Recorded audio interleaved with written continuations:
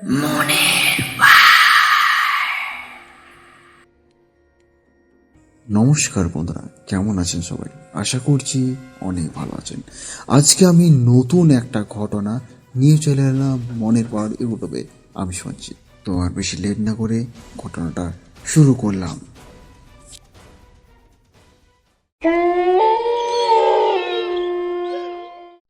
নিশিকান্তবাবুর শখ ছিল পুরনো আসবাবপত্র জমানো।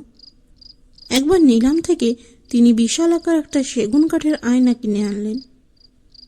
আয়নাটা ছিল চমৎকার কারুকাজ করা, কিন্তু সেটা ঘরে আনার পর থেকেই অদ্ভুত সব কাণ্ড ঘটতে শুরু করলো।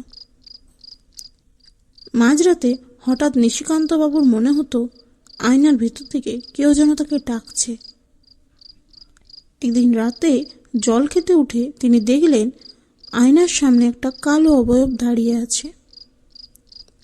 তিনি ভাবলেন হয়তো এটা তার মনের ভুল, কিন্তু কাছে যেতেই তার মেরুদণ্ড দিয়ে হিমস্রোত বয়ে গেল। আয়নার ভিতরে তার নিজের প্রতিবিম্বের বদলে দেখা যাচ্ছে অন্য এক বিভৎস দৃশ্য। সেখানে তিনি দেখছেন তার নিজের শরীরটা খাটের ওপর মরে পড়ে আছে, আর একটা ছায়ামূর্তি তার বুকের ওপর বসে দু হাতে তার গলা টিপে ধরছে। ভয়ে চিৎকার করতে গিয়ে তিনি দেখলেন আয়নার ভেতরে সেই ছায়ামূর্তিটি ধীরে ধীরে মাথা ঘোরালো। তার মুখ নেই, শুধু দপদপ করে জ্বলছে দুটো লাল আগুনের মতো চোখ। মূর্তিটি আয়নার কাঁচের ভেতর থেকে হাত বাড়িয়ে নিশিকান্তবাবুর গলা চেপে ধরল। বাস্তব জগতও নিশিকান্তবাবু অনুভব করলেন তার দম বন্ধ হয়ে আসছে।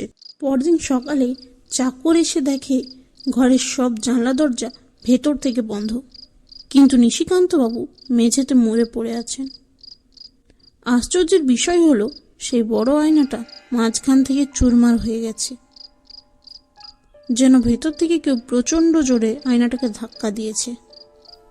কিন্তু ঘরের মেঝেতে ভাঙা কাচের একটা টুকরোও পাওয়া যায় না।